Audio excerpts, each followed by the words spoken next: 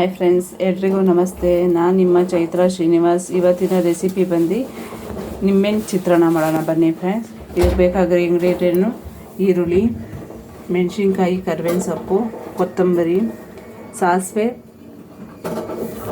ಜೀರಿಗೆ, ಕಡಲೆಬೇಳೆ, ಉದ್ದಿನಬೇಳೆ, ಕಡಲೆಬೀಜ, ನಿಂಬೆಹಣ್ಣು ಫ್ರೆಂಡ್ಸ್, ಉಪ್ಪು ಮತ್ತು ಅರಿಶಿನ. ಈಗ ಹೇಗೆ ಮಾಡೋದು ನೋಡೋಣ ಬನ್ನಿ ಫ್ರೆಂಡ್ಸ್. ಬಾಣಲಿ ಇಟ್ಟಿದ್ದೀನಿ. ಇದಕ್ಕೆ ಒಂದು 3ರಿಂದ 4 ಸ್ಪೂನ್ ಎಣ್ಣೆ ಹಾಕ್ಕೊಳ್ಳಿ. ಫಸ್ಟು ಕಡಲೆಬೀಜ ಹಾಕೋಣ. ಕಡಲೆಬೀಜ ಆದಮೇಲೆ ಕಡಲೆಬೀಜ ತಕ್ಕೊಬಿಡೋಣ ಫ್ರೆಂಡ್ಸ್. ಚಳಿಗೆಲ್ಲ ಕಡಲೆಬೀಜ ಹಚ್ಬೇಕಾದ್ರೆ ಮೆತ್ತಗಾಗುತ್ತೆ. ಮಕ್ಕಳಿಗೆ ಸ್ವಲ್ಪ ಕ್ರಿಸ್ಪಿಯಾಗಿದ್ರೇ ಇಷ್ಟ ಆಗೋದು ಕಡಲೆಬೀಜ. ಇದಕ್ಕೆ ಸಾಸಿವೆ, ಜೀರಿಗೆ ಹಾಕೋಣ ಫ್ರೆಂಡ್ಸ್. ಸಾಸಿವೆ ಜೀರಿಗೆ ಚಿಡಿತಾ ಇದ್ದಂಗೆ ಕಡಲೆಬೇಳೆ, ಉದ್ದಿನಬೇಳೆ ಸೇರಿಸೋಣ. ಕಡಲೆಬೇಳೆ, ಉದ್ದಿನಬೇಳೆ ಸ್ವಲ್ಪ ಬ್ರೌನ್ ಬಂದಮೇಲೆ ಮೆಣಸಿನ್ಕಾಯಿ, ಕರಿಬೇವಿನ ಸೊಪ್ಪು ಸೇರಿಸಿ.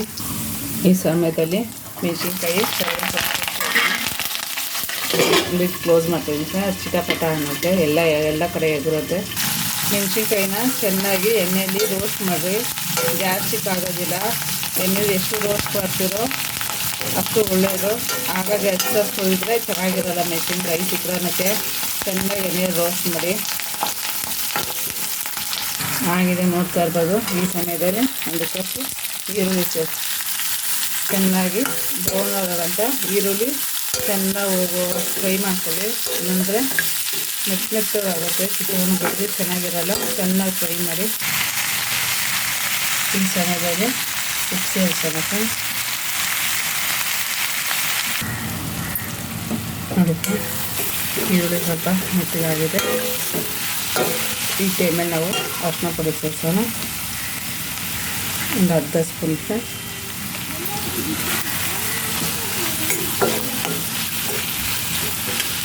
ಚಿತ್ರಾನ್ನಕ್ಕೆ ಜಾಸ್ತಿ ಅರಿಶಿನ ಇದ್ರೂ ಚೆನ್ನಾಗಿರಲ್ಲ. ಇದಾಗಿದೆ ಫ್ರೆಂಡ್ಸ್. ಈಗ ನಿಂಬೆಹಣ್ಣು ಹಾಕೋಣ. ರಸ ತೆಗೆದುಕೊಂಡಿದ್ದೀನಿ ನಾನು.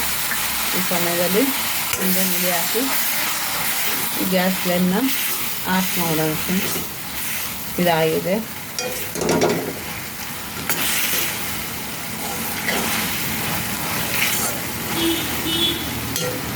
ಲಾಸ್ಟ್ದು ಕೊತ್ತಂಬರಿ ಹಾಕೋಣ.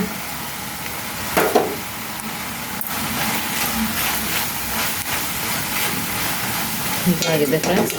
ಗೊಜ್ಜು ಸ್ವಲ್ಪ ಆರಲಿ, ಅನ್ನ ಕಲಸೋಣ. ನೋಡಿ ಫ್ರೆಂಡ್ಸ್, ಈಗ ಆರಿದೆ. ಈ ಟೈಮಲ್ಲಿ ನಾವು ಅವಾಗ ತೆಗೆದಿಟ್ಟಿದ್ದ ಕಡಲೆಬೀಜ ಸೇರಿಸೋಣ.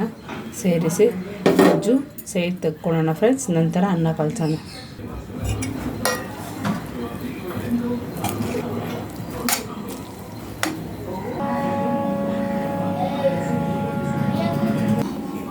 ನೋಡಿ ಫ್ರೆಂಡ್ಸ್, ಇಷ್ಟು ಚೆನ್ನಾಗಿದೆ ಅನ್ನ.